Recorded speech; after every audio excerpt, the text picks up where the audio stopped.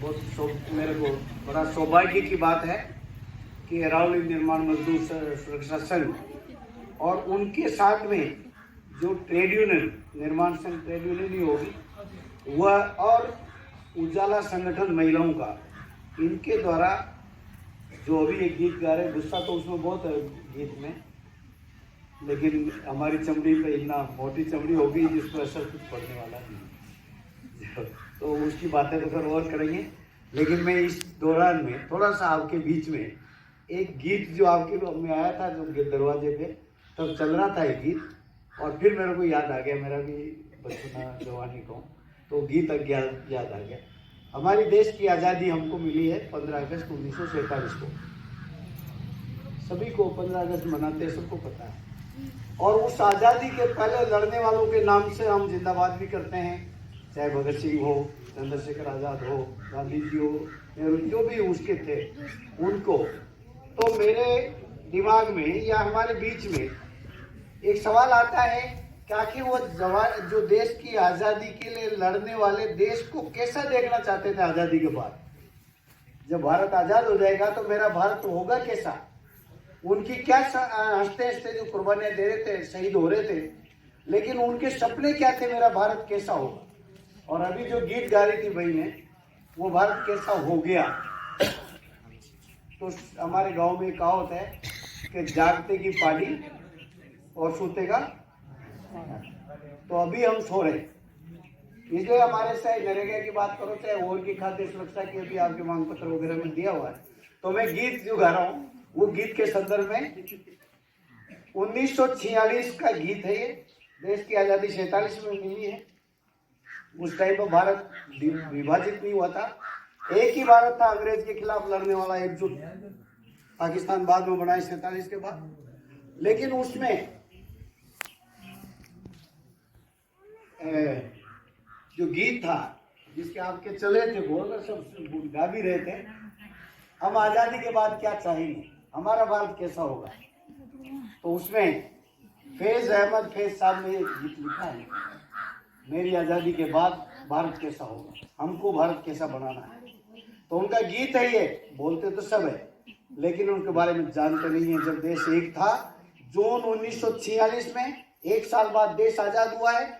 वो एक साल पहले जो देश की एकता के स्वतंत्रता कैसी होगी, देश की आज़ादी के बाद हम भारत को कैसा बनाएंगे, उनके सपने क्या थे, उस गीत में उन्होंने लिखा, हम मेहनत कश जगवालों से जब आज़ाद हो जाएंगे तो हम मेहनत करने वाले इस दुनिया से हम क्या मांगेंगे।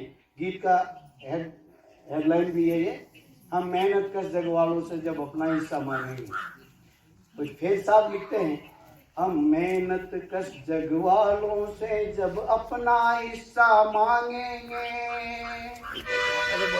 हम मेहनत कश जगवालों से जब अपना हिस्सा मांगेंगे, एक खेत नहीं एक देश नहीं, हम सारी दुनिया मांगेंगे, हम सारी दुनिया मांगेंगे।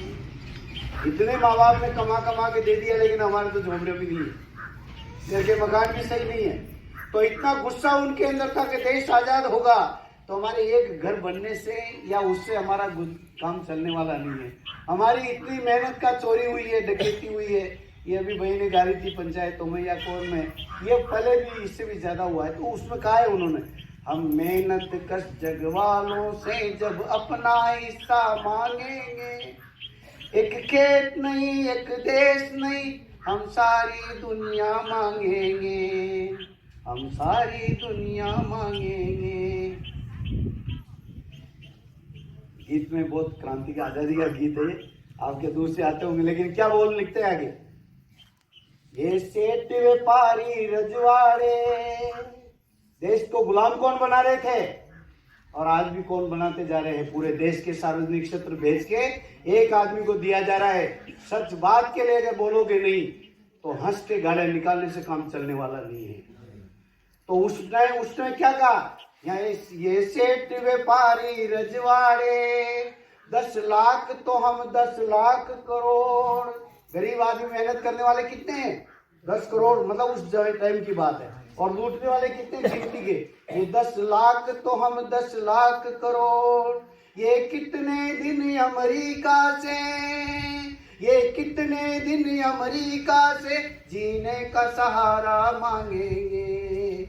हम मेहनत कश जग वालों से, अगर आप और हम एक हो जाएंगे ना तो दुनिया की लूट का माल सारा धन ये कुदरत ने बहुत दे रखा है।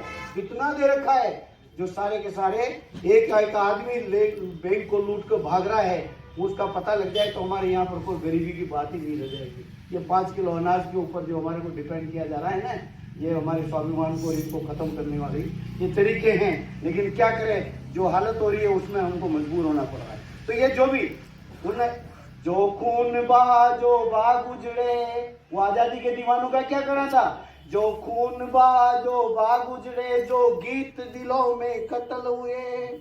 मतलब एक बात है, लेकिन मैं किसको कहूँ, कौन है सुनने वाला, कौन उसको न्याय देने वाला।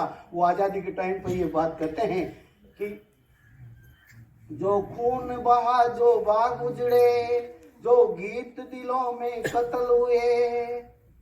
आप पर हम बहुत कहना चाहते हैं, लेकिन कहें किसको।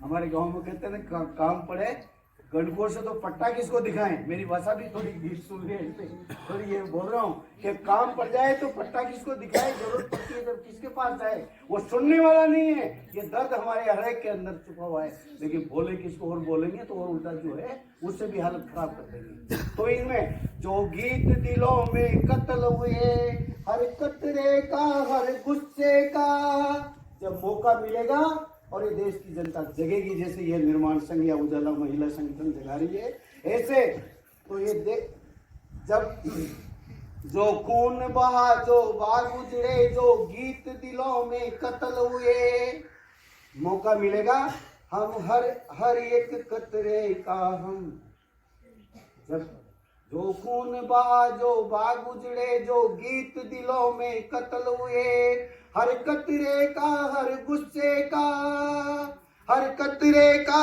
हर गुस्से का, हर गीत का बदला मांगेंगे हम मेहनत कर जग वालों से जब अपना हिस्सा मांगेंगे। एक खेत नहीं एक देश नहीं, हम सारी दुनिया मांगेंगे, हम सारी दुनिया मांगेंगे। गीत बहुत बड़ा है, लेकिन मैं तो आपको भाव का खासतौर से आज़ादी के पहले सारे के ले गए न, वो मजहब के लिए लड़ रहे थे न जाति के नाम से लड़ रहे थे, सब मिल के कंधे से कंधा मिला के और देश की आज़ादी के लिए लड़ रहे थे। लेकिन आज़ादी कैसी होगी उसको आज हम भूलते जा रहे हैं। और कुछ लोग ये समझते हैं कि ज़्यादा पैसा वाला है वो ज़्यादा अच्छा नेता हमारा होगा। जो आ रहा है वो जातिगत रूप में विभाजित होता जा रहा है। उसके पास देश की एकता का नारा नहीं रहे। वो नारा मैं आपके बीच में भी कहूंगा, अभी उदयपुर में ये प्रोग्राम रखा हुआ था जिसमें वो क्या बोलते हैं, जैसे धर्मराज जी खेत साहब की बात होता था, उन्होंने नारा दिया, नारा बहुत अच्छा है, ईमानदारी का, आप क्या भी देते हो, मैं भी देता था कि जमीन किसकी। तो आजादी के पहले तो नारा वो लगता था कि जोते जिसकी, जो जमीन पे खेती करता है पसीना बहाता है उसकी जमीन होना चाहिए। घर बैठे हुए सेठ जी के घर में जाए तो उसकी नहीं हो। लेकिन अभी क्या हो रहा है, जमीन अपने आप की नहीं किसी के बाप की, पानी अपने आप का नहीं किसी के बाप का। मैंने कहा अभी तो बोतलों में पैसा, पानी पिए, चाय भी जब देगा आदमी जब पैसा दोगे। थोड़े दिनों बाद में आपने कोरोना में देख लिया होगा, ऑक्सीजन नहीं थी तो उसके बाद वो मर गए हैं। जो चीजें कुदरत ने मुफ्त में दी है सबके लिए, जानवर से पशु पक्षियों से पेड़ पौधों से पर्यावरण के लिए, वह भी हमारा देश का लुटेरा पूंजीपति वो छीनता जा रहा है रात के हमारे में। नहीं तो पहले नमक का कोई पैसा नहीं लेता, नमक कहीं पेट में वो तो उसका ये, लेकिन अभी सब के सब उसमें 1942 का आजादी के पहले नमक पर टेस्ट लगा दिया था, इसलिए आंदोलन हुआ था। लेकिन अभी सारी चीजें अपने सामने दिख रही है। तो आपका महिला जागृति संगठन वगैरह ये सारे ज्ञापन आपको, तो मैं इसके बारे में अपने गीत वाला तो चलेगा। तो ये जो मैं आम आदमी पार्टी जिसकी दिल्ली और पंजाब में पंचायतें खुलती ही नहीं है। सप्ताह में हमारी मांग है कि सप्ताह में 5 दिन खुले और उसका नियंत्रण दिन जो गुरुवार उसको निश्चित किया जाए और सुचारू ढंग से शुरू हो, ये हमारी मांग है। चौथा है हमारा खाद्य सुरक्षा। सारा पंचायत समिति में 4000 राशन कार्ड अभी भी वंचित है। जो गरीब तबके के लोग हैं, जिनको राशन के लायक लोग हैं, उन्हीं को राशन नहीं मिला। उसके ऊपर आप थोड़ा क्या कहेंगे? इसके बाद में अपील फार्म भी भर रखे हैं, लेकिन उसका सही ढंग से खाली सुरक्षा में सर्वे हो और सल बनाए, उसको नरेगा में शेष वसूला जाए, ये बहुत सारी बातें हैं। इसके ऊपर आप क्या कहना चाहेंगे उसके बारे में? देखिए, ये सारी चीजें सरकार के स्तर पे उठाने जैसी चीजें, आपकी एनजीओ की अपनी सीमाएं होती है। मैं एक राजनीतिक कार्यकर्ता होने के नाते आपको इतना विश्वास दिलाता हूं कि आए दिन जन चेतना के नाम से प्रशासन गांव के संग भी आता है, ग्राम सभाएं भी होती है, उसमें डिटेल में ये चीजों को हम आपसे समझ के बैठेंगे।